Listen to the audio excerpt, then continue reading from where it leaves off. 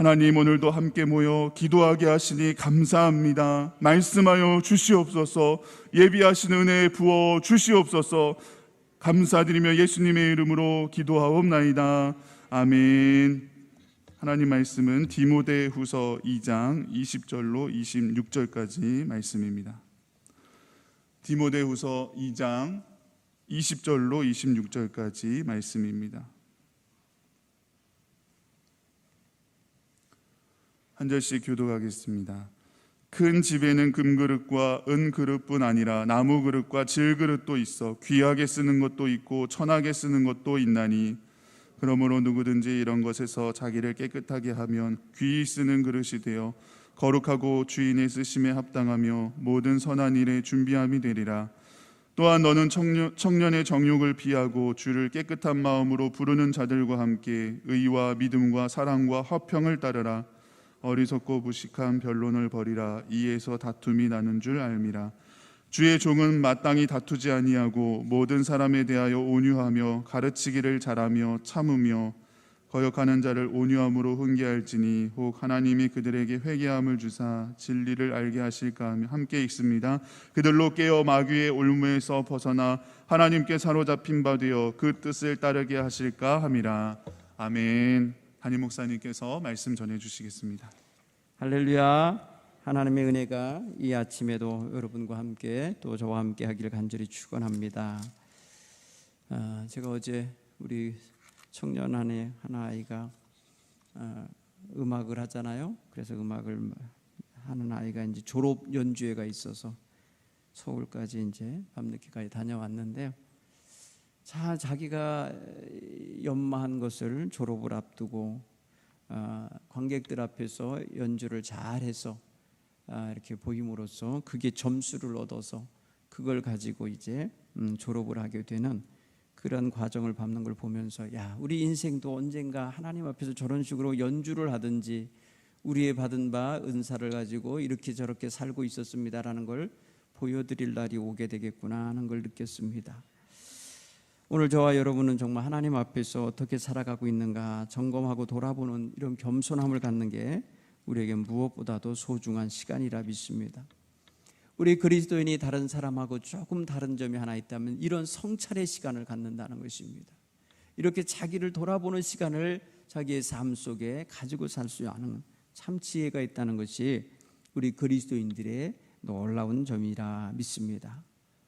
오늘 사도 바울은 그런 면에서 자기의 아들 같고 또 귀한 동역자 같은 우리 디모데에게 너는 귀히 쓰임 받는 그런 그릇이 되라. 큰 집에는 큰 그릇, 금그릇, 은그릇, 또 나무그릇, 질그릇 같은 질이 다양한 그릇들이 많이 있는데, 어떤 거는 주인이 귀히 쓰려고 사다 놓은 그릇, 어떤 그릇은 허들의 일에도 쓰고 이렇게 천이 써도 상관없는 그런 아주 용도로 사다 놓은 그릇이 있다. 그런데 이런 그릇들도 가만히 보면은 좋은 그릇은 좋은 그릇대로, 나쁜 그릇은 또 질이 나쁜 그릇은 나쁜 그릇대로 그 모양대로 쓰임을 받는데, 조건이 하나 있는데 그릇으로서 쓰임받기에 합당한 조건은 깨끗해져 있어야 된다는 거예요. 잘 설거지되어 있어서 씻겨져 있어야 된다. 여러분, 한 가정에는요, 최소한 우리나라 식생활 문화를 볼 때에 혼자 사는 집도 그릇이 아마 50개 이상은 될 거예요. 그렇죠? 컵 모양, 접시 모양, 주발, 국그릇, 은그릇, 그죠? 그 다음에 무슨 조그만 종지 이런 거 다 합치면은 아무리 혼자 사는 집이어도 그릇은 50개가 넘을 것 같아. 그 모양이 다 다르고 크기가 다르고 용도가 다르고 그럴 거예요. 근데 그 그릇을 쓰는 사람은 바로 누구냐면 주인이에요.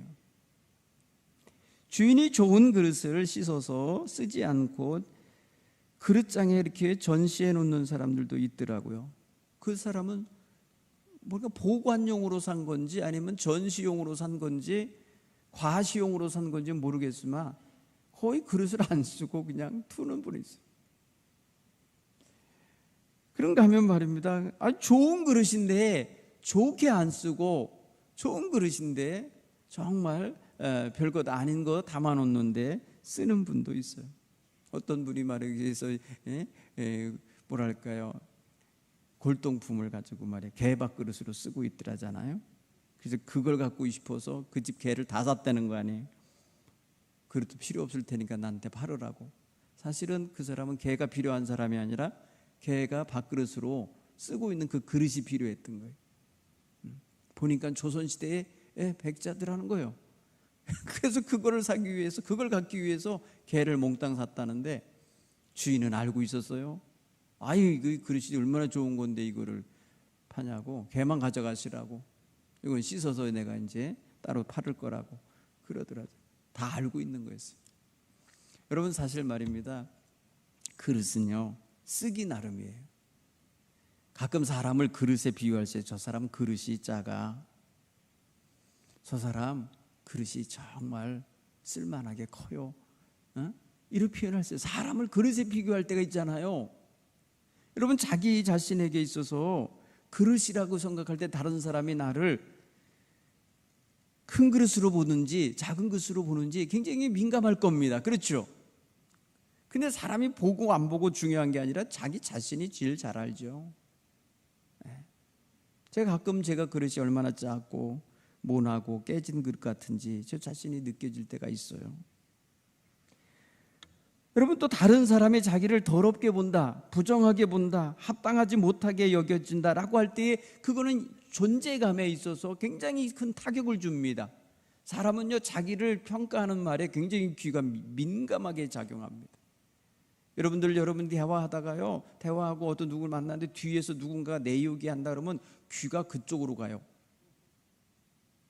그쪽에서 오는 소리에 민감해요. 이 사람이 나를 욕을 하는지, 이 사람이 나를 칭찬을 하는지, 그 사람의 말에 평가에 민감하게 될 수밖에 없는 게 사람인 거예요.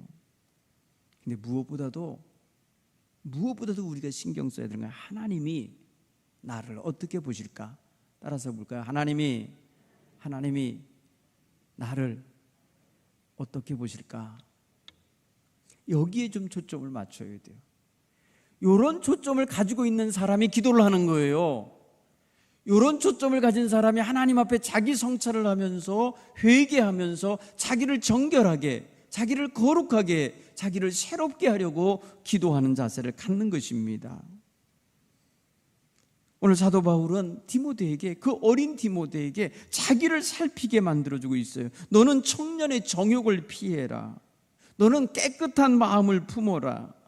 너는 의와 믿음과 사랑과 화평을 따르라. 너희 그릇을 더럽게 하는 그런 변론이나 다툼을 일으키지 말아라. 너는 온유한 그릇이 되라. 잘 참아낼 줄 아는 그릇이 되라. 그리고 잘 가르칠 줄 아는 그릇이 되라. 이런 걸 가르치고 있는 거예요. 여러분, 오늘 성경 가만히 보면 너무 귀한 가르침을 이 젊고 이 패기 가득한 어리고 정말 모든 거에 그냥 자신만만할 그런 디모데에게 사도 바울이 무엇이 중요한지를 알게 하는 거죠. 하나님 손에 붙들려서 하나님 뜻을 위하여 쓰임받는 하나님의 도구, 하나님의 그릇, 하나님의 일꾼이 되도록 하라는 것이죠. 여러분, 사람은 누구나 다 귀하게 쓰임받고 싶어 합니다. 여러분, 천하게 쓰임받는 건 애들도 싫어해요. 홀대받는 거 싫어해요. 여러분, 친구들이 말입니다 노는데, 동네 어린이들이 노는데 여러분 보세요, 다 짝을 맞춰서 이 편 저 편 나누는데 마지막에 한 아이를 안 데리고 가. 이쪽 편에도 안 써가고 저쪽 편에서도 안 써. 깍두기가 되는 애가 있어요. 애들이 왜 그걸 깍두기라고 하는지 모르겠어요. 그렇죠? 반찬할 때 깍두기 하면 다 굴러다녀서 그런 건지 이리 치고 저리 쳐서 그런지 몰라도 마지막에 짝도 없고 쓸모도 없는 친구를 깍두기라 그래갖고 덤으로 니네 가질래? 이런 식이에요. 사람인데. 여러분, 그 취급당하는 아이는요 굉장히 힘들어요. 마음이. 서로 데려가려는 아이가 있어요. 재능이 좋고 뛰어나요. 달리기를 잘 뛰어요. 운동을 잘해요. 뭐 하면 말이에요, 서로 자기의 편으로 끌고 가려고 그래. 이게 여러분 애들 놀이에서도 벌써 나타나는 거예요. 애들 놀이에서 벌써 내가 쓸모 있는 사람인지 아니면 얘네들의 놀이에 내가 필요가 없는 아이인지를 스스로 느끼게 만드는 아이들의 평가가 있어요. 힘들어요. 여러분 이게 큰 사회로 말하면요, 경쟁 사회에서 도태되는 거예요. 정글 같은 여러분만 생존 경쟁이 벌어지고 있는 그런 사회 속에서 도태당하는 것 같은 느낌을 받는 거예요. 이거 얼마나 좌절스럽겠어요. 여러분 어른이 정말 세상 물정을 알고 있는 어른이 행여라도 어디 가서 사람들에게나 또 누군가의 관계 속에서 이렇게 소외를 당하거나 외면을 당하거나 쓰임받지 못한다거나 이렇게 하는 거, 자기의 능력이 부족해서, 자기의 역량이 부족해서, 자기의 준비됨이 부족해서 그럴 수 있어요. 그런데 이런 것도 참을만 하지만 우리가 더러워서 상종 안 해주고, 우리가 악하니까 피하고, 우리가 정말 윤리적으로 도덕적으로 빗나가 있으니까 어울리고 싶어 하지 않는 이런 취급을 당할 때는 얼른 자기를 돌아보고 깨달아야 되는 거예요. 여러분 사람이 재능 여하에 따라서 무슨 인생이 달라지는 게 아니라 자기 인생 내용을 어떤 모습으로 어떤 방향으로 살아가느냐에 따라서 인생이 달라지는 거예요. 가만히 보면은 여러분 좋은 사람은요, 좋은 습관과 좋은 언행이 있어요. 좋은 인품이 있어요. 그래서 사람들이 그를 좋은 사람이라고 그러는 거예요. 나쁜 사람은 나쁜 언행이 있어요. 나쁜 가치관을 갖고 살아요. 다른 사람이 아파하거나 말거나 두들겨 팹니다. 다른 사람이 손해가 되거나 어쩌거나 빼앗습니다. 다른 사람이 눈물 나고 피를 흘리는데도 외면치 아니하고 자기의 배를 채우러 오고 하는 자가 있어요. 여러분 악한 자예요. 나쁜 사람이라고 그래요. 그런 사람들을. 여러분 우리가 그런데 자기 자신을 좋은 사람으로, 귀한 사람으로, 또 누구나 볼 때마다 선한 사람으로 세워내기가 어디 쉽겠습니까? 기본적으로 여러분 하나님의 백성은 그런 면에서 자기를 깨끗하게 해야 되는 걸 기본 자세로 한다면, 우리 성경이 말하는, 우리 하나님의 말씀에서 그 삶의 내용을 찾는다면 뭐냐면 딱 두 글자로 되어 있는 성결이에요. 성결. 성의 성자는 바로 거룩하다는 거예요. 결자는요 깨끗하다는 거예요. 순결하다는 거예요. 여러분 거룩하고 순결한 자세를 갖고 있는 거, 여러분 이거는요 온 성도들이 하나님 앞에서 예수님의 신랑 되신 예수님 앞에 신부된 자로서 항상 이런 자세를 갖춰야 돼요. 이게 하나의 우리의 신앙 생활에 있어서 중요한 초점이 되어야 돼요. 여러분 성결이라고 하는 것이 우리의 삶의 내용이 되고, 그것이 우리의 삶의 형식이 되고, 그것이 하나님과의 관계 방식이 된다면 얼마나 귀한 것이냐는 거죠. 얼마 전에 여러분 몇 년 전에 제천에서 생활을 정리하고 서울로 간 분이 어느 날 식당에서 저는 못 봤는데 그분이 찾아와서 마스크를 하고 모자를 쓰고 막 이러고 있으니 좀 못 알아보죠. 또 상상도 못해서 그분이 거기 와 있을 거라고 와서 인사를 하더라고. 목사님 평안하셨냐고 그러죠.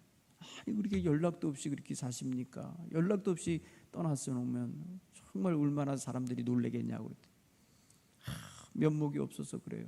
면목이 없어서. 아니 면목이 있든 간에 정말 이만저만 해서 제가 서울로 이사 갔습니다라고 말을 하면 되지 않냐. 그런데 저는 거기서 그런 걸 느꼈어요. 우리가 정말 떳떳하게 살지 못하고 자기 말하는 것처럼 면목이 없이 살면 정말 역할을 못하고 도리를 못하고 그 다음에 자기 자신을 떳떳이 드러내지를 못하는가 보다. 하나님 앞에서 면목이 없고, 하나님 앞에서 부끄럽고, 하나님 앞에서 자기 얼굴을 들을 수 없는 그런 형편에 놓이는 성도의 삶이다. 그렇게 생각할 때요 얼마나 그것이 무겁고 마음이 괴롭겠어요. 여러분 하나님 앞에서 우리는 떳떳하게 사는 비결이 뭡니까? 우리가 하나님 앞에서 떳떳하게 사는 길이 뭐예요? 우리를 자유케 하시는, 우리를 깨끗게 하시는, 우리를 온전케 하시는 예수 그리스도와 하나 되어 사는 것밖에 없어요. 예수 그리스도를 나의 구세주라 믿고 고백하는 그 믿음 외에는 없는 거예요. 하나님 앞에 뭘로 자랑하면서 드러나면서 목을 꼿꼿이 세우며 그 앞에 가겠어요? 그럴 수 없어요. 우리는 다 죄인이에요. 우리는 다 허물투성이에요. 우리는 다 더러운 냄새나는 인생이에요. 그렇기 때문에 하나님 앞에 설 때에 깨끗한 심령이 되는 길은 오직 예수 보혈밖에 없는 거더라고요. 예수님과 함께 사는 것밖에 없어요. 그러므로 오늘 깨끗하게 하면 귀히 쓰는 그릇이 되고 거룩하게 되고 주님의 쓰심에 합당한 자가 된다는 말씀이 정말 귀한 거예요. 여러분, 우리는 주님 안에서밖에는 우리 스스로를 깨끗하게 할 길이 없습니다. 예수님 십자가 은총 아래, 그 십자가 아래 엎드리는 것 외에는 우리를 깨끗하게 할 길이 없으니 날마다 그 앞에 나아가 회개하며 엎드려야 할 줄로 믿습니다. 여러분, 나이가 드니까요, 이런 게 여러분들 느껴질 거예요. 깜빡깜빡 하는 거 있으실 거예요. 깜빡깜빡. 뭘 가지러 갔는데 내가 왜 들어왔지? 뭘 가지러 왔지? 하는 이런 느낌이 드는 거예요. 1층에서 2층에 내려가서 분명히 내가 약을 먹으러 내려왔는데요, 한참 후에 앉아있다가 생각을 한 거예요. 내가 왜 내려왔지? 2층에서 아래로? 가만히 생각을 해보면 뭐 하다가 내려왔지? 아유, 약 먹으러 왔네. 그런 순간에 정말 이게 자신감이 없더라고요. 여러분, 얼마 전에 본 성도도 모를 때가 있어요. 새신자 왔다가 말입니다, 교회 안 나오다가 또 이렇게 어디서 길에서 만나거나 이러면 모르겠어요. 특히 여러분 말이에요, 실버대학 갔을 때 모이던 할머니들 있지 않습니까? 시장 같은 데 가면요, 인사를 하는 분들이 있는데요, 그냥 안녕하세요라고 하면 저도 그냥 그럴 수밖에 없어요. 누군지 몰라요. 깜빡깜빡 하니까요 모르죠. 특히 우리 교인이면은 더더욱 여러분 신경 많이 쓰여요. 여러분 다 알고 계신지 모르겠어요. 네. 사실 여러분, 우리 마음에는요 또 우리의 욕망이라는 것이 같이 작용할 때가 있기 때문에, 욕망이 강하게 분출될 때는요 전후좌우 사정 안 살피게 되는 이런 또 약점도 있어요. 그래서 말합니다, 이게 의식이 없고야 이성이 마비되고요, 그런가 하면 판단력이 부족해지고요, 이런 어떤 거에 대해서 뚜렷하게 자기를 지켜낼 수 있는 이 방어망이 흐트러질 때가 있어요. 욕망이 강하게 작용하면요. 여러분, 욕망이라는 것이 무서운 거더라고요. 여러 욕망이 강하게 작용하면요 정말 분별력, 판단력, 그리고 이성, 그 모든 게 이성의 작용인데 그것을 굉장히 약화시킨다는 것입니다. 그렇기 때문에 이것을 내가 어떻게 처리해야 되는지, 어떻게 이 사람을 다뤄야 되는지, 아니면 이 상황에서 어떻게 벗어나야 되는지, 이런 것들을 분별하지 못하고 감정대로 하거나 욕망대로 하거나 아니면 자기 속에서 작용하는 대로 즉흥적으로 행동할 때가 있으니 위험한 거예요. 여러분, 젊은이가 그럴 수 있지 않을까요? 여러분, 이번에 어린아이들이 식당에서 누가 말입니다, 자꾸 식당 옆에서 담배를 피고 오줌을 넣고 막 이런다 그래서 그 식당 주인이 가서 꾸짖었다는 거예요. 그랬더니 그냥 얘네들이 식당으로 몰려 들어가고 식당에서 밥 먹는 어른들 다 내쫓고 집어 던지고 그냥 식탁을 부수고 막 주인을 내밀치고 막 이랬는가 봐요. 중학생이래요. 10대 애들. 여러분, 요새는 바르게 뭘 꾸짖어주지도 못해요. 어른이 어른 역할을 못하는 시대예요. 어른들의 훈계나 어른들의 한마디 말에 예 알겠습니다 하고 얼른 말입니다 이렇게 고분고분 받아들이는 시대가 아닌 거예요. 여러분, 행여라도 여러분 애들 모여서 여러분 눈에 막 이렇게 빗나가는 행동을 할 때 그거 관여 잘못됐다면 큰일 나요. 정말 무서운 시대입니다. 여러분, 자기를 돌아볼 나이가 아니기 때문에 그거를 바로 보도록, 자기를 돌아보도록 가르치는 훈계하는 일을 두들겨 패고 말입니다, 훈계하는 일을 그냥 고마움은 둘째치고 말입니다, 거부감이 들고 왜 참견하냐며 이렇게 행동하는 세대가 됐으니 너무너무 힘들죠. 사랑하는 성도 여러분, 디모데의 약점은 뭐 하나가 있냐면 상대적으로 젊다는 거예요. 어른들이 많은 곳에서 젊은 종이 인생을 운운하기가 쉽지 않을 거예요. 아직 덜 살아본 사람이 오래 살면서 삶의 지혜를 가진 분들을 가르친다는 거 어려울 거예요. 그러니까 다른 것을 할 게 아니라 이 사람은 진리를 알게 하는 데만 힘을 쓰는 거예요. 인생이 이러니 저러니 말하며 인생론할 수는 없고, 하나님이 뭘 원하시는지, 무엇이 선한 길이고 뭐가 거룩하고 뭐가 죄악된 길인지를 분별해주는, 진리를 알게 해주는 역할을, 그거를 해야만 했던 거예요. 여러분, 이것이 바로 젊은 일꾼이 갖는 한계에서 오는 어려움이에요. 제가 28살에 목회를 하면서 그렇게 성장해 갈 때 어느 새신자가 왔다가, 아이고 세상에 이렇게 어린 목사도 있어? 이렇게, 제가 지금도 말이면 나이 들어 보이지 않지만은요, 여러분 30년 전에 얼마나 어려 보였겠어요. 그 당시에 찍어놓은 사진 보면 진짜 애예요, 애. 그러니 말입니다, 인생 지그시 사신 분이 말이에요, 교회 새로 등록하러 왔다가 목사님이 너무 어린 걸 보고, 야, 이 목사님한테 뭘 배울 게 있어? 경험도 없을 것이 뻔하고, 그렇죠? 모든 게 보는 게 부실해 보이는 거지. 몇 달 새벽기도 나오면서 하시다가 나중에 여러분 교회에 등록하셨어요. 교회는 나이 갖고 하는 게 아니더라고요. 목회는 나이로 하는 게 아니에요. 하나님께서 주신 말씀과 하나님이 인도하시는, 하나님이 주시는 영적인 권세를 가지고 목회를 하는 거더라고요. 사랑하는 성도 여러분, 디모데가 그랬을 거예요. 그 거칠고 우상 숭배에 찌들어 사는 인생들인 에베소 교회에서 그 어린 나이에 목회를 하다 보니 별의별 일을 다 겪었을 거예요. 그러니 그것을 일일이 따지고 그것을 일일이 자기가 고쳐내려고 하다가는 무너졌을 거예요. 그러니 자기를 지키며 성도들에게 바른 길을 안내하는 것에서 최선을 다하는 모습으로 역할을 찾았을 것이 분명합니다. 그래서 오늘 지도자의 덕목 가운데 꼭 필요한 명목 몇 가지를 얘기해 줬어요. 다른 사람을 이끌어 가려고 하면 뭐가 필요한지. 첫째는 말다툼을 하지 않으라. 곧 변론하여서 누군가를 이기잖아요, 그 사람은 평생 적이 됩니다. 여러분, 사람은요 말싸움에서 지고 나면요 자존심이 상하고요 굉장히 기분 나빠한다는 거예요. 그래서 져주는 게 이기는 거예요. 여러분, 교회에서는 져주는 게 이기는 거예요. 그래요 하면 해줘야 돼요.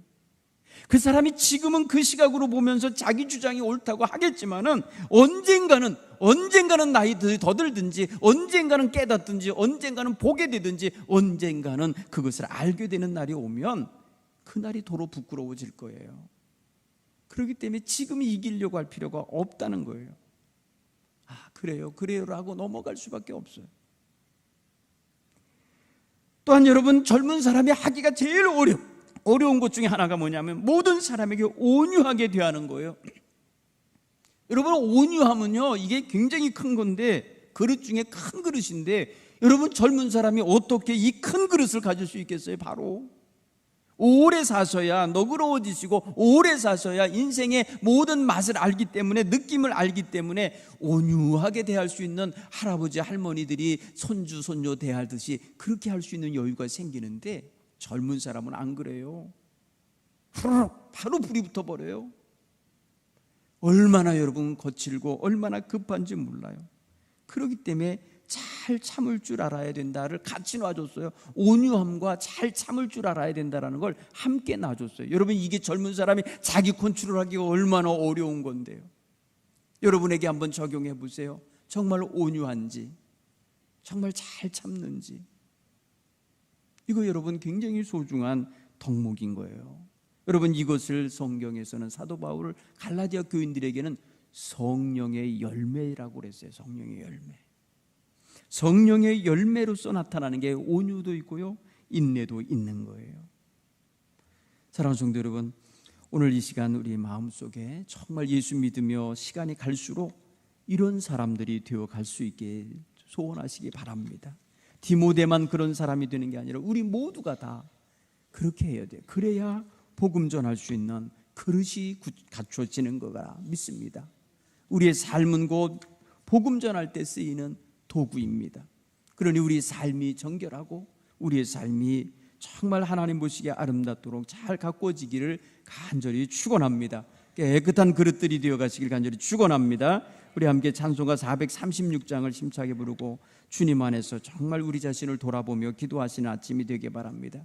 이 아침에 여러분의 사정이 어떠하든지 먼저 하나님 앞에 겸손히 내려놓고 돌아보는 기도를 하시다가 돌아가기를 바랍니다.